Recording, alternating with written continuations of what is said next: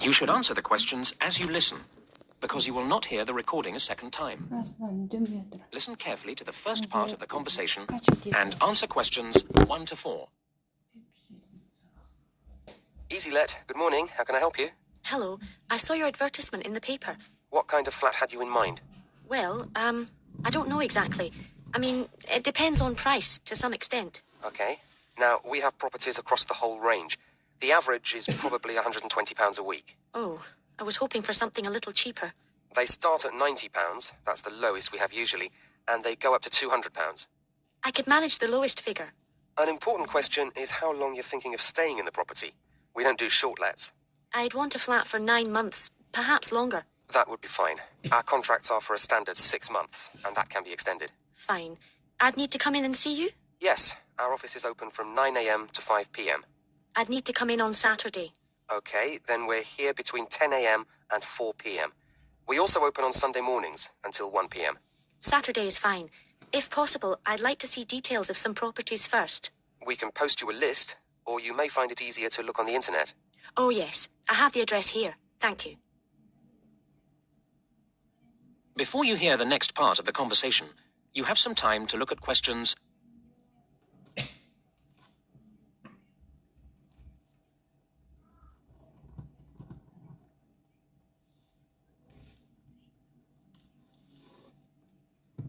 Now listen and answer questions. What else would you like to know? I wonder what I might need to buy for a flat.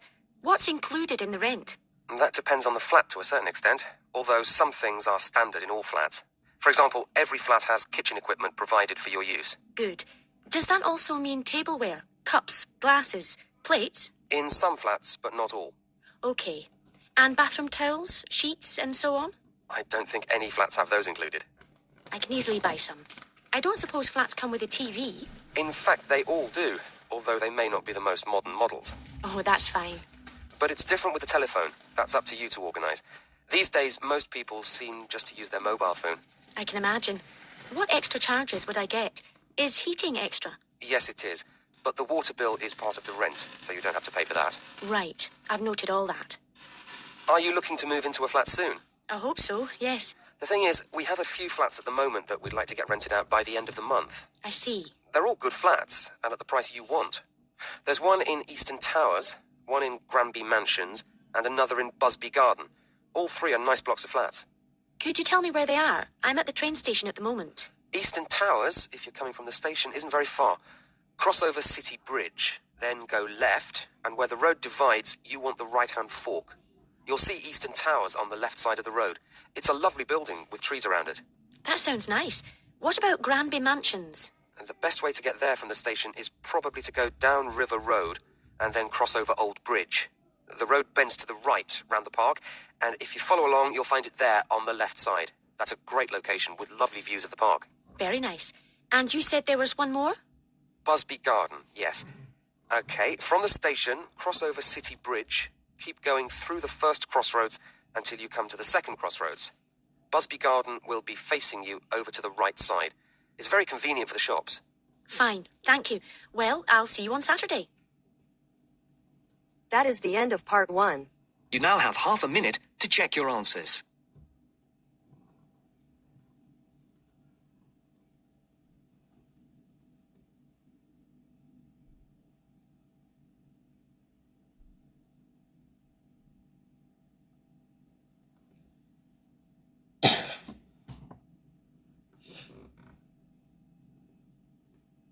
Now turns to part 2. Part 2. You will hear a director of Hawkins, a large department store, giving an introductory talk to a group of temporary staff on their first day at the company. First, you have some time to look at questions 11 to 13.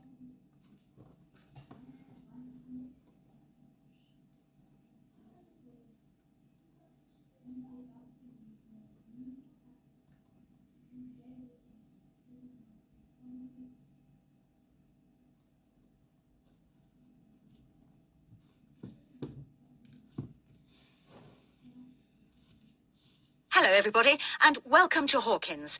I very much hope you will enjoy working here, and indeed that some of you may take the opportunity to join our permanent staff. Now, my purpose this morning is to give you a short overview of Hawkins and a few pointers about working here. Then I'll hand over to Celia, Head of Human Resources, to begin the training proper. Right, now, we've seen quite a mixed history in sales recently at Hawkins. 5 years ago, we saw the beginning of a success period as sales climbed at an exciting rate, but then they went flat again for a few years. Although we're delighted that they've recovered in the last year to rise again, so the future looks bright. As a company, we have to watch and be proactive about where these sales are coming from. All of you here will be allocated to different departments, but you may be interested to know where your area stands in relationship to others. Hawkins was traditionally basically a clothing retailer, and clothes remain an important part of our business, but over recent years, we've seen that reduce, as food and electrical have both grown, leaving us equally balanced on all fronts at the present time. This is a situation we'd be pleased to maintain, although the general increase in food spending is predicted to affect all major players in our sector.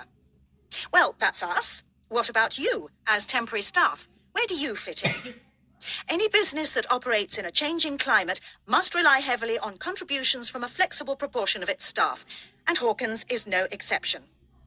Last year, we recruited temporary staff into every department. And this year, we've done that again, actually increasing the numbers. And we expect to take on an even higher proportion next year. So you'll be playing an important part in our success. Before you hear the next part of the talk, you have some time to look at questions.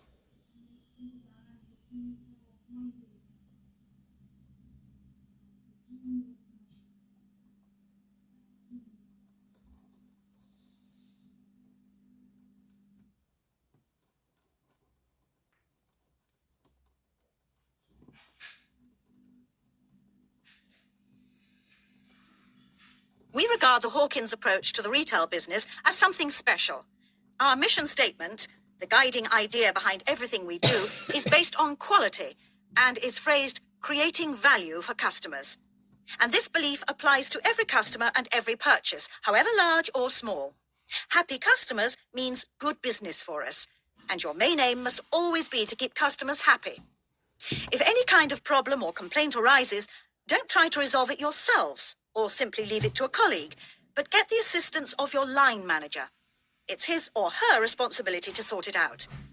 A properly resolved problem will mean we get a loyal customer for life, and that's why we need to make sure that everyone who shops here feels they have had a positive experience, not just a routine transaction. We like to remind customers that everything we sell in Hawkins is high quality. It's the basis of our advertisements. But keep customers informed. Let them know about special offer products. To keep yourself up to date about these and all the other aspects of the company, please look carefully through the newsletter that we publish each month. And something else you'll need to do regularly is to talk with your section supervisor, and you do this in your progress meetings, which will be every Thursday. Okay? Right, just a few things and then I'll hand over. I think you were all asked for details of your certificates when you filled in your initial application form. Can you make sure that you provide the Human Resources Office with copies of them by the end of the week? There's a pile of information videos on the table at the back there, and I'd like you to take one each. And please make sure you watch it carefully when you get home this evening. It contains lots of important facts and advice. Will you also pick up your security pass by the end of the day from the office on the 4th floor, as you'll need it to get in tomorrow. Don't forget you'll need it to obtain your staff discount when you make any purchases. Okay, that really is it from me. So now, Celia, if you'd like to take a... That is the end of part 2. You now have half a minute to check your answers.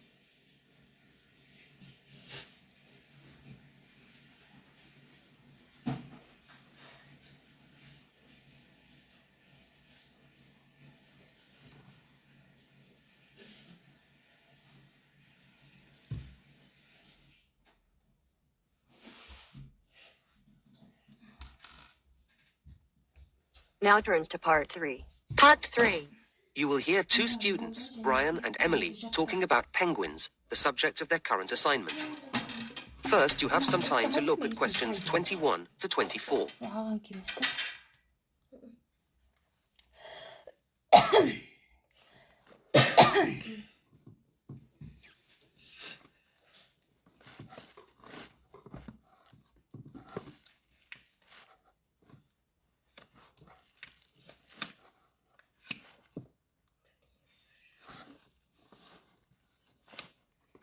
So, Brian, how have you been doing with your reading on penguins? Not too bad, Emily. And you? Yeah, okay. I hadn't realised there were so many differences between the various types of penguin. No, nor had I. Anyway, I started with the Gen 2.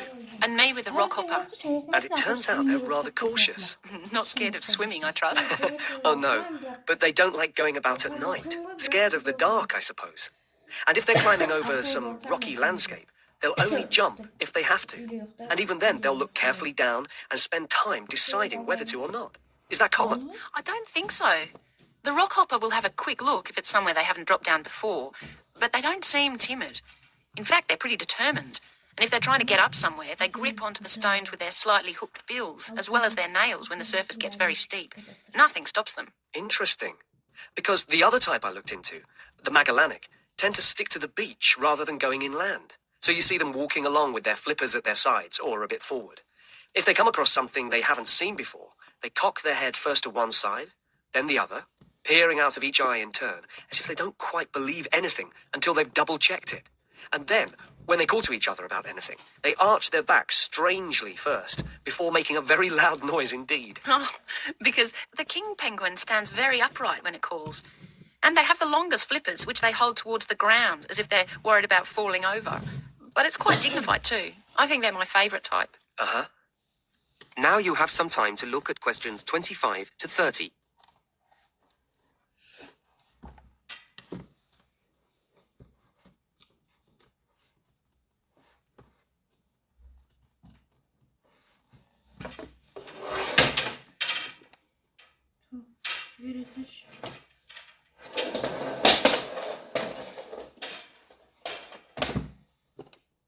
Anyway, there are some things that they all do the same, aren't there? Oh, yes. Eating fish, for example. Well, of course. But sleeping, say. Yes. Occasionally you might see one stretched out flat in the sun for a snooze. But normally you see them standing at night, even though they're sound asleep. It seems odd, doesn't it? And then they're all liable to get aggressive if they feel invaded, aren't they? Yeah, not quite so sweet then. And with the rockhopper... The one with the distinctive black and yellow feathers on its head. That's the one. If it gets annoyed about something, then the black feathers on the head point upwards, and the yellow feathers stick out. It all makes it look bigger or tougher. I wonder how often they get annoyed. Well, I don't know about annoyed, but they've plenty to get frightened of. They've got predators in the water and on land, well, in the sky anyway. Oh, yes, the great skewer bird. It's after the eggs. So the penguins have to keep a careful watch for the skewer all the time, especially when they're nesting. They can spot the white patches in its wings, can't they, as one flies over? Yes, and then they sit very closely on the eggs to protect them. Not an easy life, really. No. So what else have we found out? Well, I was interested to see that although they nest individually, they always go into the sea together, in large numbers. Even though it might make them more obvious to predators. That's the price to pay for the best way to find food. It means a bigger catch from each trip. I see. I watched a video too, just showing them on the beach, and I was struck by how calm they seemed to be. I thought they might have looked frightened. Perhaps it's because there are so many of them. Maybe that gives them a sense of security. In fact, all the types have a social nature. I guess that's why we humans find them so fascinating to observe. I guess so. So, shall we start to put all our notes together? And then I think... That is the end of part 3.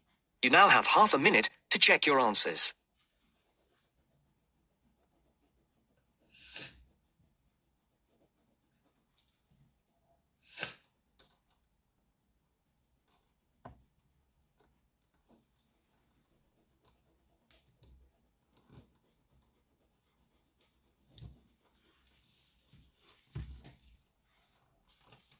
Now turns to part 4. Part 4. You will hear part of a lecture about issues involved in the management of the growth of cities. First, you have some time to look at questions 31 to 40.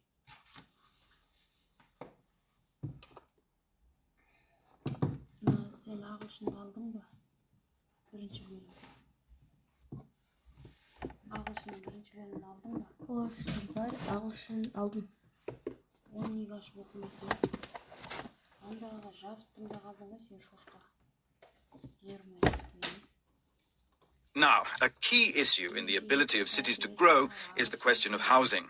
However, quality is as important as quantity here.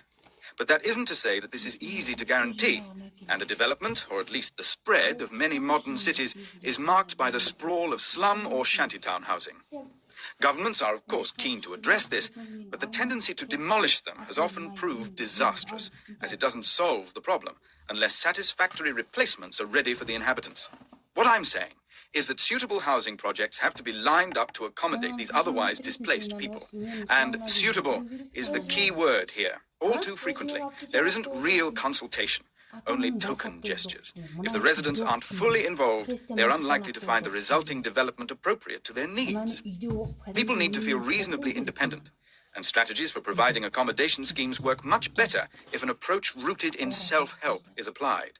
People value things more when they have been part of bringing them into being.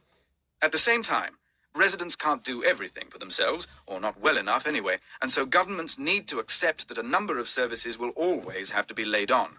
These would include electricity and water and so on. From the other side, residents need to feel able to commit. Migrants are essential to the growth of cities, bringing rapid increases in population, skills, and income. But they need to have a sense of security, of long-term commitment to the city, if they are to invest money in building or buying houses. Developing this sense of commitment isn't straightforward, and it takes time. It's complex and involves several factors. People need to feel they belong, and unfortunately, too many governments fail to appreciate that community values are a crucial component of that. Sadly, there are too many housing schemes which don't work. People drift away, or the whole place becomes crime-ridden. It's easy to be wise after the event, but it is worrying that a lot of housing is put up without analysis having been carried out to examine how much employment is going to be available for people. But I don't want to labor the negatives too hard. Such difficulties as there are challenges, and challenges that can be, and often are, overcome. And cities are, I believe, a good thing. Urbanization, the process of developing cities and the societies that comprise them, may not be everyone's dream, but it has a huge impact on the economy, and also benefits each and every person's freedom. Furthermore, the sheer volume of people means that work can be differently distributed. In villages, people need to be multi-skilled in order to be autonomous. But in cities, you can see the evolution of a variety of specialist activities, and this means people live in a more sophisticated way. It's not only tangible phenomena. There are all sorts of other equally important benefits too. Residing in cities brings us face to face with many different ways of thinking or going about things, and this increases our degree of understanding, something which is hard to measure in scientific terms, but which surely makes better people of us all. Right, well, now I'd like to turn our attention to the subject. That is the end of part 4. You now have half a minute to check your answers. Сендер кім берген жоқ па? Кім Дәния ойнады? Дәния? Білмеймін. Олар 3 кітап берген. Біреу Гарри Поттер, біреу андай, біреу Гарри Поттерді оқыған жоқсың ба сен? Ешқайсысын оқымадың.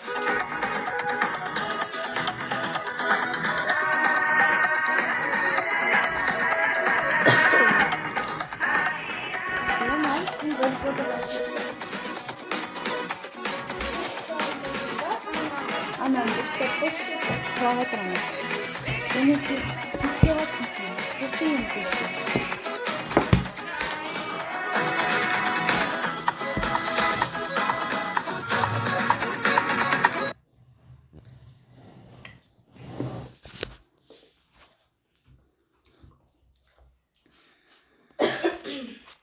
Және еркек бұл.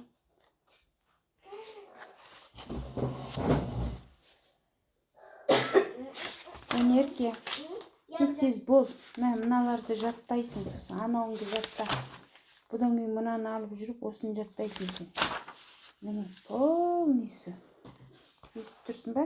Қазақ тілінің ережесі. Басынан бастап жақсы оқысаң, бәрін жақсы білесің. Конечно. Ой. Томас, позовешь меня? Мама.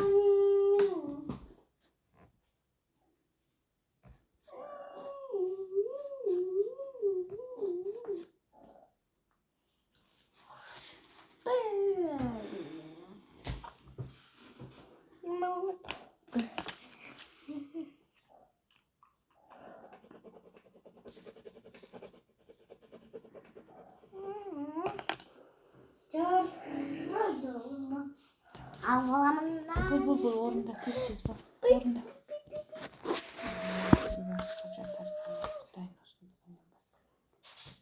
Гарри Поттер. Гарри Поттер.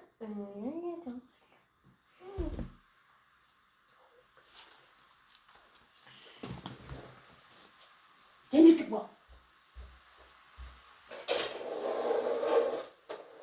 Вот из анады ана. Ана. И заттайсың бол.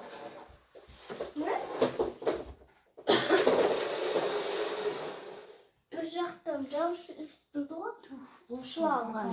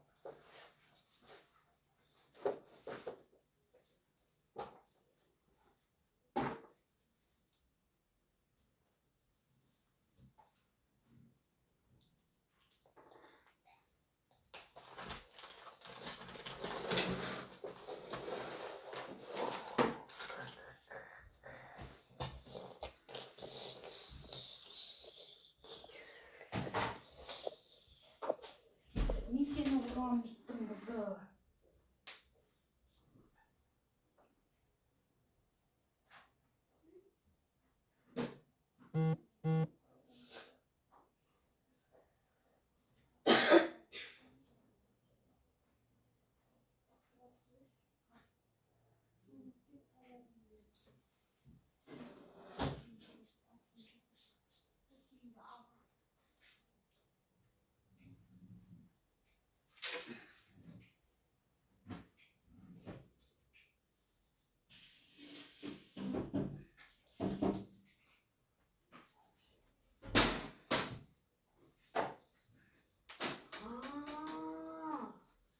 Кыдыр, сам істейш.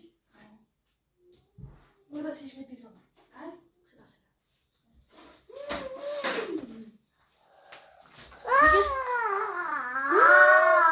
Tımpak. Aşkı kaçmış. Biraz. Muito.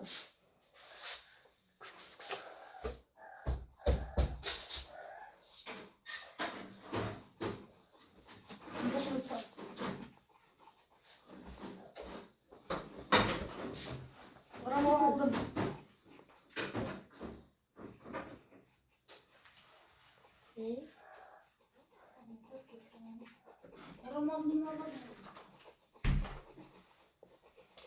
Upside.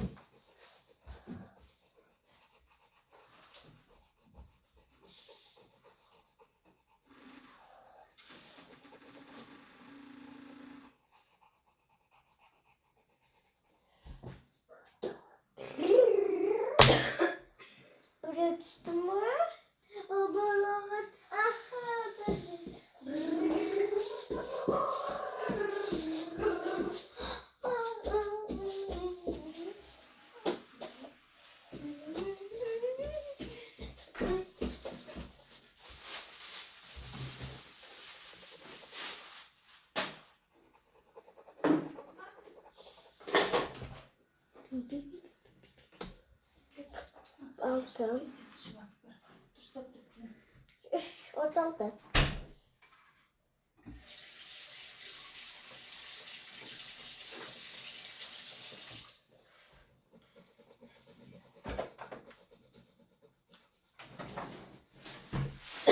Aldım.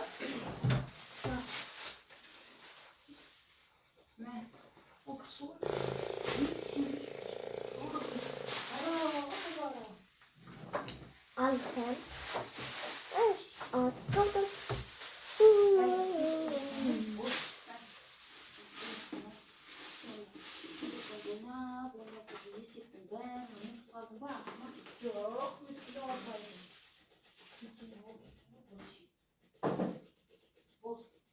Здесь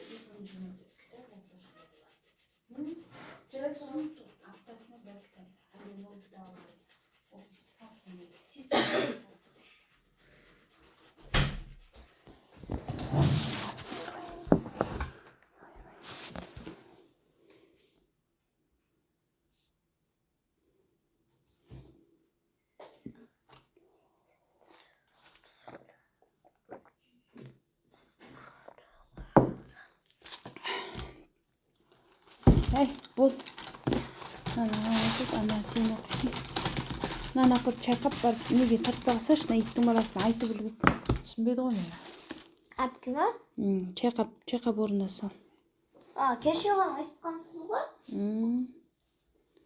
Ол ұқпайды.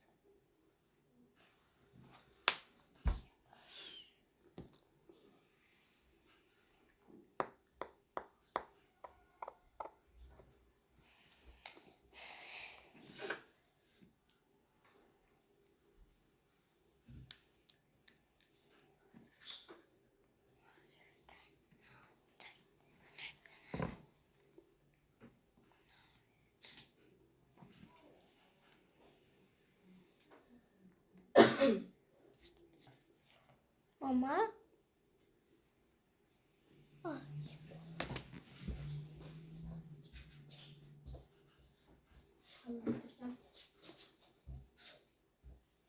Mama gerek bu.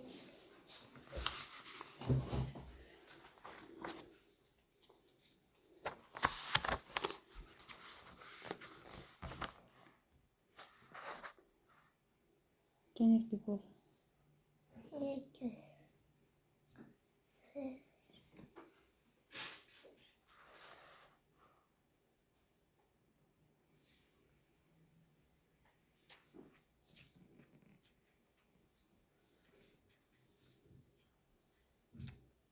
Mama, nerede kızıl kaydı ne vardı?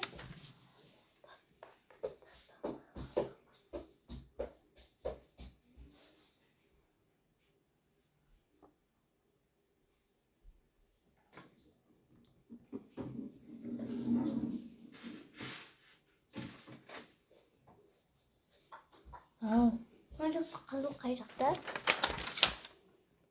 34 kızıl koy. 34 çok. Ezme. Kaç yazalım? Ne olacaksa. O kaç yazalım? Evet. Bak. Ne benzer. Ne olur. Ne?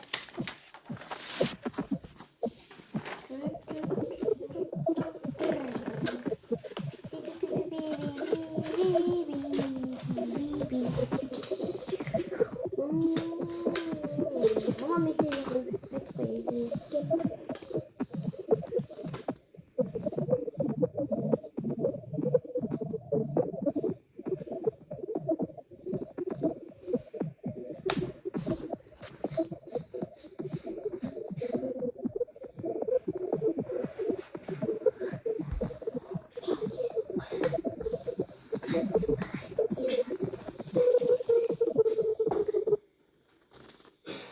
Ama biz nereden gibi ama. Ne?